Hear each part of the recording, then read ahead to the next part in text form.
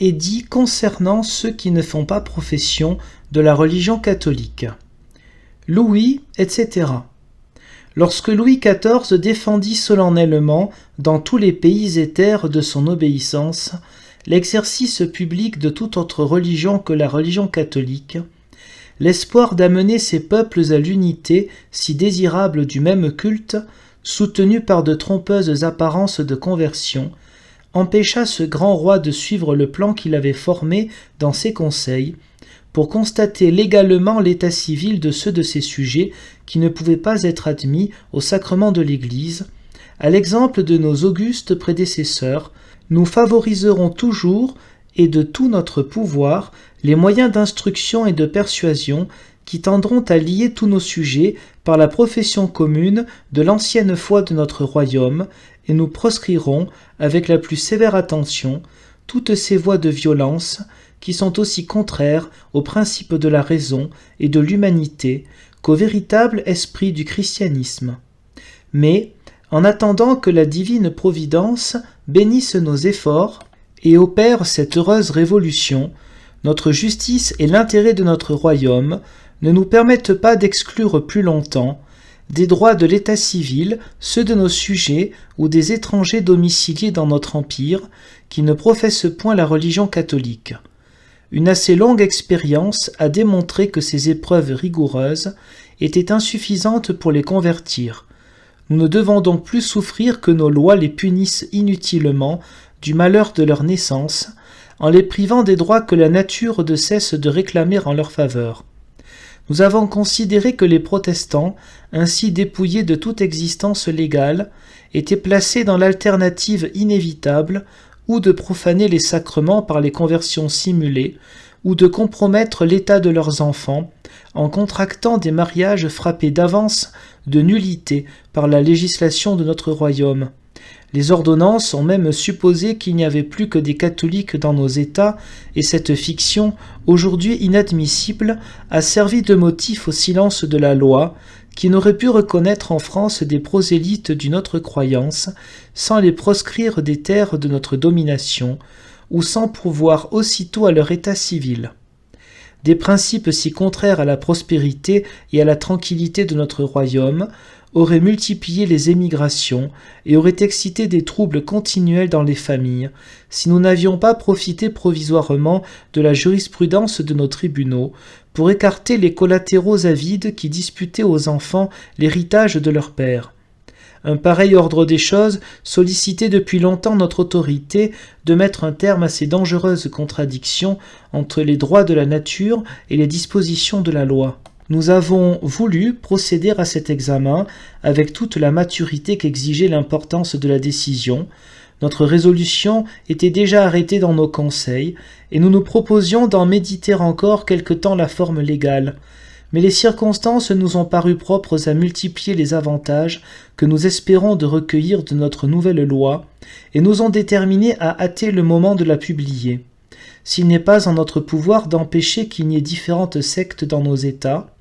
nous ne souffrirons jamais qu'elle puisse y être une source de discorde entre nos sujets. Nous avons pris les mesures les plus efficaces pour prévenir de funestes associations. La religion catholique que nous avons le bonheur de professer jouira seule, dans notre royaume, des droits et des honneurs du culte public, tandis que nos autres sujets non catholiques, privés de toute influence sur l'ordre établi dans nos États, déclarés d'avance et à jamais incapables de faire corps dans notre royaume, soumis à la police ordinaire pour l'observation des fêtes, ne tiendront de la loi que ce que le droit naturel ne nous permet pas de leur refuser, de faire constater leur naissance, leur mariage et leur mort, afin de jouir, comme tous nos autres sujets, des effets civils qui en résultent. À ces causes, etc. Article 1. La religion catholique, apostolique et romaine continuera de jouir seule, dans notre royaume, du culte public, et la naissance, le mariage et la mort de ceux de nos sujets qui la professent ne pourront dans aucun cas être constatés que suivant les rites et usages de la dite religion autorisée par nos ordonnances. Permettons néanmoins à ceux de nos sujets qui professent une autre religion que la religion catholique, apostolique et romaine, soit qu'ils soient actuellement domiciliés dans nos États, soit qu'ils y viennent s'y établir dans la suite, d'y jouir de tous les biens et droits qui peuvent ou pourront leur appartenir à titre de propriété ou à titre successif, et d'y exercer leur commerce, arts, métiers et professions, sans que, sous prétexte de leur religion, ils puissent y être troublés ni inquiétés. Exceptons néanmoins des dites professions toutes les charges de judicature ayant provision de nous ou des seigneurs, les municipalités érigées en titre d'office et ayant fonction de judicature, et toutes les places qui donnent le droit d'enseignement public. Article 2. Pourront en conséquence ceux de nos sujets ou étrangers domiciliés dans notre royaume, qui ne seraient pas de la religion catholique, y contracter des mariages dans la forme qui sera ci-après prescrite. Voulons que les dits mariages puissent avoir dans l'ordre civil, à l'égard de ceux qui les auront contractés dans la dite forme, et de leurs enfants, les mêmes effets que ceux qui seront contractés et célébrés dans la forme ordinaire par nos sujets catholiques. Article 3. N'entendons néanmoins que ceux qui professeront une religion différente de la religion catholique puissent se regarder comme formant dans notre royaume un corps, une communauté ou une société particulière, ni qu'ils puissent, à ce titre, former en nom collectif aucune demande, donner aucune procuration, prendre aucune délibération, faire aucune acquisition, ni aucun autre acte quelconque. Faisons très expresse inhibition et défense à tout juge, greffier, notaire, procureur ou autres officiers publics de répondre, recevoir ou signer les dites demandes, procuration, délibération ou autres actes à peine d'interdiction, et à tous nos sujets de se dire fondés de pouvoir des dites prétendues communautés ou sociétés, à peine d'être réputés fauteurs et protecteurs d'assemblées et associations illicites, et comme tels, punis suivant la rigueur des ordonnances. Article 4. Ne pourront non plus ceux qui se prétendaient ministres ou pasteurs d'une autre religion que de la religion catholique prendre la dite qualité dans aucun acte, porter en public un habit différent de celui des autres de la dite religion, ni s'attribuer aucune prérogative ni distinction,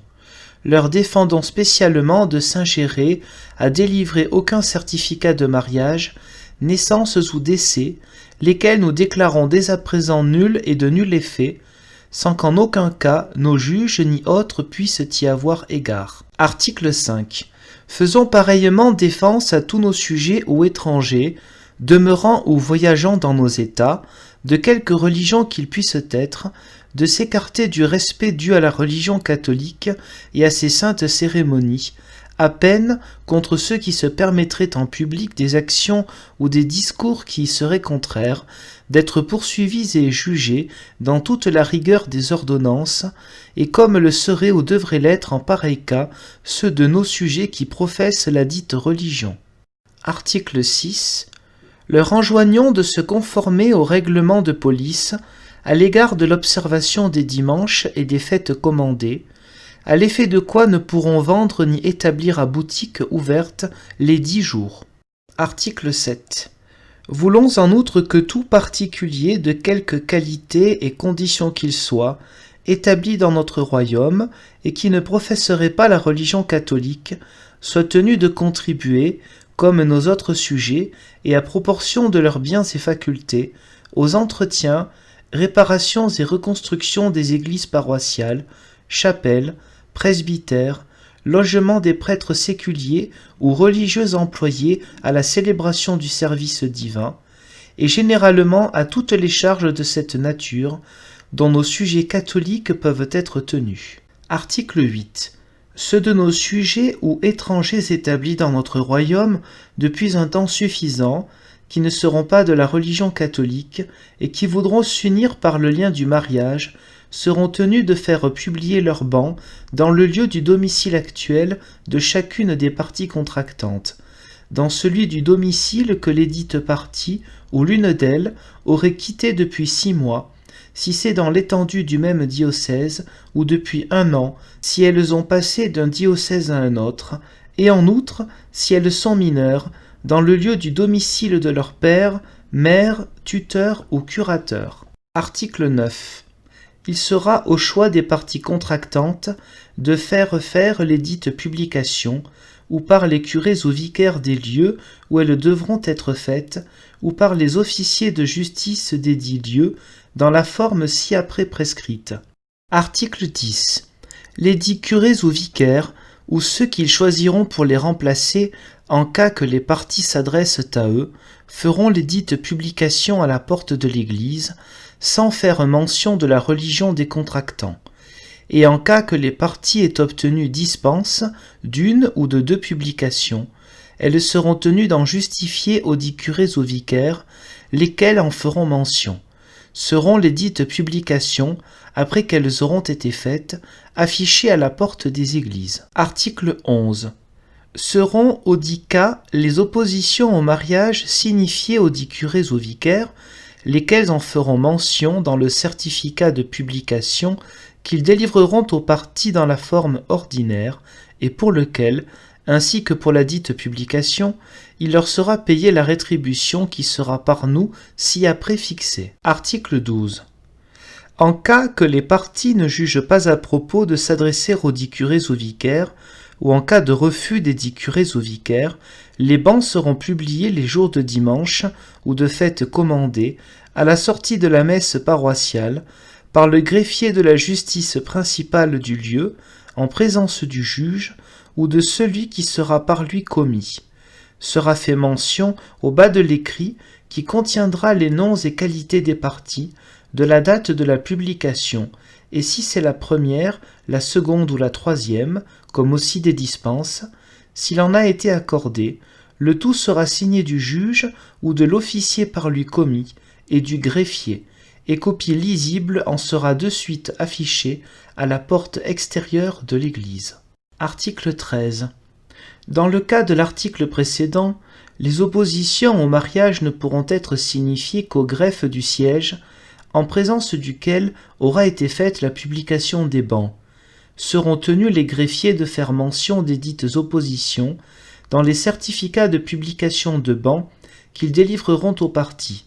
à peine d'interdiction et des dommages-intérêts des dites parties, et ne pourra, dans tous les cas, la main levée des dites oppositions être demandée devant d'autres juges que ceux de nos bailliages et sénéchaussées, ressortissant nûment en nos cours, lesquels y statueront à la forme ordinaire, et sauf l'appel en nos dites cours. Article 14. Ne pourront non plus les déclarations de mariage, dont il sera ci-après parlé, lorsqu'elles ne seront pas faites par devant les curés ou vicaires, être reçues par aucun autre juge que par le premier officier de la justice des lieux, soit royal, soit seigneurial, dans le ressort duquel sera situé le domicile de l'une des parties, ou par celui qui le remplacera en cas d'absence, à peine de nullité. Article 15. Pourra le premier officier de nos bailliages et sénéchaussées, ressortissant nûment en nos cours et en conformant par lui aux ordonnances du royaume, accorder dans l'étendue de son ressort à ceux qui ne sont pas de la religion catholique des dispenses de publication de bans, comme et ainsi que les ordinaires de lieu sont en droit et possession de les accorder à ceux qui professent la dite religion. Pourront encore les dits juges accorder les dispenses de parenté au-delà du 3e degré, et quant aux degrés antérieurs, les dispenses seront expédiées et scellées en notre grande chancellerie, et enregistrées sans frais registre des greffes des dites juridictions. Article 17. Pour faire la dite déclaration, les parties contractantes se transporteront, assistées de 4 témoins, en la maison du curé ou vicaire du lieu, où l'une des dites parties aura son domicile, ou en celle du dit juge, et y déclareront qu'elles se sont prises et se prennent en légitime et indissoluble mariage, et qu'elles se promettent fidélité. Article 18. Le dit curé ou vicaire, ou le dit juge,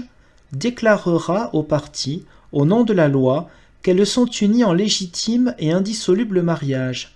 inscrira les dites déclarations sur les 2 doubles du registre destiné à cet effet,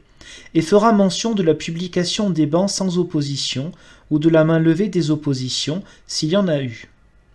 Des dispenses, si aucune ont été accordées du consentement des pères, mères, tuteurs ou curateurs, signera le tout et fera signer par les parties contractantes, si elles savent signer, et par les témoins.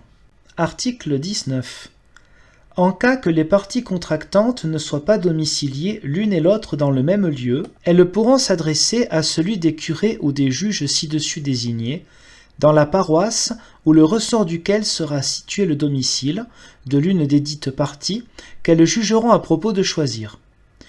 pour recevoir leur déclaration, mais ne pourront les dits curés ou vicaires ou le dit juge recevoir la dite déclaration s'il ne leur appert du consentement du curé ou du juge de la paroisse ou du domicile de l'autre partie, en forme de commission rogatoire, et seront les dits consentements qui ne pourront être refusés par ceux des dits curés, vicaires ou juges auxquels ils seront demandés, énoncés et datés dans l'acte de déclaration du mariage. Article 20. Les curés ou vicaires auxquels les parties s'adresseront pour recevoir leur déclaration de mariage les inscriront sur les deux doubles des registres ordinaires des mariages de leur paroisse, les juges sur les registres dont il sera ci-après parlé, et sera tout ce que dessus observé sous les mêmes peines que celles prononcées par les ordonnances, édits, déclarations et règlements au sujet des formalités à suivre dans les mariages de nos sujets catholiques. Article 21. Et quant aux unions conjugales qu'aurait pu contracter aucun de nos sujets ou étrangers non catholiques, établis et domiciliés dans notre royaume, sans avoir observé les formalités prescrites par nos ordonnances, voulons et entendons qu'en se conformant par eux aux dispositions suivantes, dans le terme et espace d'une année, à compter du jour de la publication et enregistrement de notre présent édit, dans celle de nos cours, dans le ressort de laquelle ils seront domiciliés, ils puissent acquérir pour eux et leurs enfants la jouissance de tous les droits résultant des mariages légitimes, à compter du jour de leur union, dont ils rapporteront la preuve, et en déclarant le nombre, l'âge et le sexe de leurs enfants. Article 22. Seront tenus les dits époux et épouses de se présenter en personne, et assistés de 4 témoins, devant le curé ou le juge royal du ressort de leur domicile, auxquels ils feront leur déclaration de mariage, qu'ils seront tenus de réitérer dans la même forme devant le curé ou le juge du ressort du domicile qu'ils auraient quitté depuis 6 mois, si c'est dans le même diocèse, ou depuis 1 an, si c'est dans un diocèse différent. Article 23. Seront aussi tenues les dites parties, en cas qu'elles soient encore mineures au moment de la dite déclaration, de représenter le consentement par écrit de leur père, mère, tuteurs ou curateurs, duquel les curés ou juges seront tenus de faire mention dans l'acte de déclaration du mariage, et sera le dit acte inscrit sur les mêmes registres que les déclarations des mariages nouvellement contractés, le tout sous les peines prononcées par l'article 20 ci-dessus. Article 24. En cas qu'il s'élève quelque contestation au sujet des mariages contractés ou déclarés dans les formes ci-dessus prescrites, elles seront portées en première instance devant nos baillis et sénéchaux ressortissant nûment en nos cours, à l'exclusion de tous autres juges, et par appel en nos cours de parlement et conseils supérieurs, nous réservant au surplus de pourvoir, ainsi qu'il appartiendra, aux effets civils des unions contractées par ceux de nos sujets ou étrangers domiciliés dans notre royaume, non catholiques, qui seraient décédés. Article 25. La naissance des enfants de nos sujets non catholiques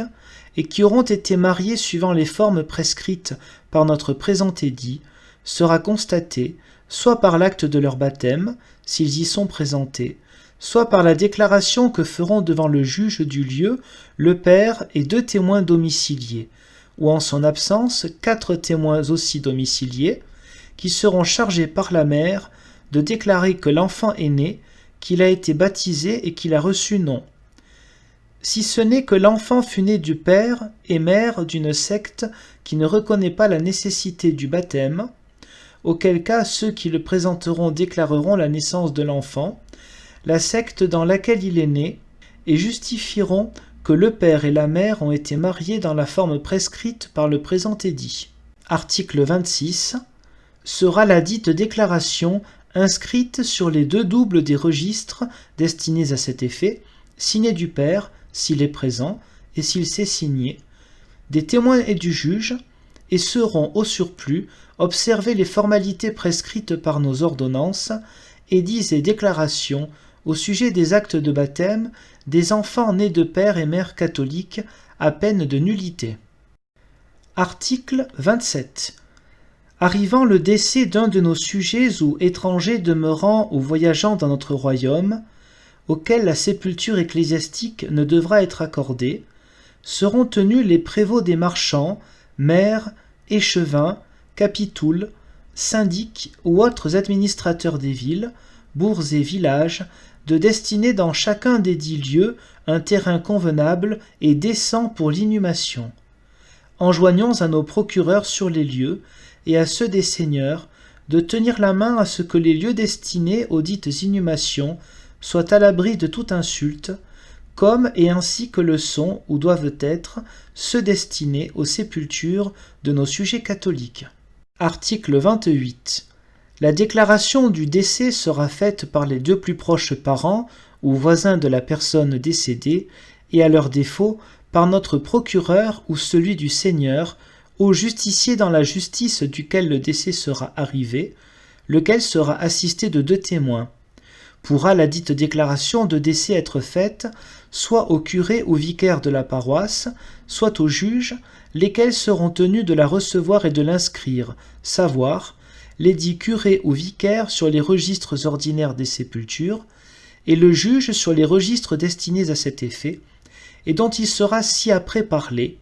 et sera la dite déclaration signée par celui qui l'aura reçue, par les parents ou voisins qui l'auront faite, ou à leur défaut, par notre procureur ou celui du seigneur, et les 2 témoins qui l'aura administré. Article 29. Encore que les parents ou voisins de la personne décédée préfèrent de faire insérer la déclaration de décès sur les registres de la paroisse, ils seront tenus d'en donner avis au juge du lieu, lequel nommera un commissaire pour assister à l'inhumation en cas qu'il n'y assiste pas en personne. Et sera dans tous les cas la déclaration de décès signée par le commissaire ou officier de justice qui aura assisté à l'inhumation. Article 30. Ne seront les corps des personnes auxquelles la sépulture ecclésiastique ne pourra être accordée exposés au-devant des maisons, comme il se pratique à l'égard de ceux qui sont décédés dans le sein de l'Église. Pourront les parents et amis de la personne décédée accompagner le convoi, mais sans qu'il leur soit permis de chanter ni de réciter des prières à haute voix. Comme aussi défendons à tous nos sujets de faire ou exciter aucun trouble, insulte ou scandale, lors et à l'occasion des dits convois, à peine contre les contrevenants d'être poursuivis comme perturbateurs de l'ordre public. Article 31.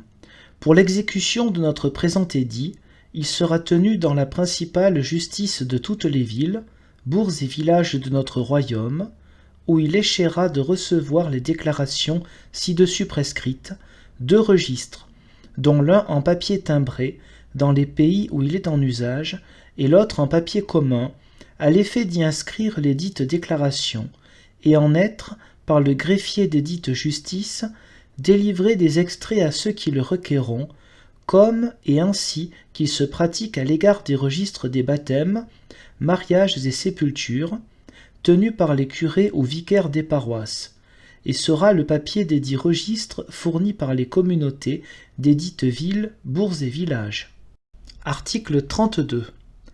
Tous les feuillets des dits registres seront cotés et paraphés par premier et dernier par le premier officier des dites justices, sans frais, déposés au greffe des dites justices, et le greffier tenu de les représenter à toute réquisition. Les déclarations de naissance, mariage et décès mentionnées au présent édit et dans la forme qui est ci-dessus prescrite, y seront inscrites de suite et sans aucun blanc, et à la fin de chaque année, les dits registres seront clos et arrêtés par le juge ensuite du dernier acte qui y aura été inscrit, et les feuilles qui seront restées en blanc par lui barré. Article 33. Un des doubles des dits registres sera, dans les 6 semaines qui suivront la fin de chaque année, déposer au greffe des bailliages ou sénéchaussées, ressortissant nûment en nos cours, auxquels ressortissent les dites justices, et à l'égard de ceux qui seront tenus au greffe des dits bailliages et sénéchaussées. Les doubles en seront envoyés par nos procureurs en l'édit siège à notre procureur général, en la cour où ils ressortissent, lequel les déposera au greffe de la dite cour, et pourront les parties qui voudront se faire délivrer des extraits des dits registres s'adresser soit au greffe de la justice des lieux, soit à celui du bailliage ou de la sénéchaussée, soit à celui de la cour où aucun des dits registres auront été déposés. Article 34. Seront tenus en outre les greffiers de nos bailliages et sénéchaussées ressortissant nûment en nos cours d'avoir un registre relié, collé et paraphé par premier et dernier, par le premier officier, à l'effet d'y enregistrer, de suite et sans aucun blanc, les dispenses de parenté ou de publication de ban que le dit officier aura accordées, ensemble celles qui auront été expédiées en notre grande chancellerie, et adressées au dit juge à cet effet. Pourra le dit registre servir plus d'une année, mais à la fin de chacune, et le 1er janvier au plus tard de l'année suivante, il sera clos et arrêté par le dit juge. Article 35. Seront tenus en outre les parties qui auront obtenu les dites dispenses,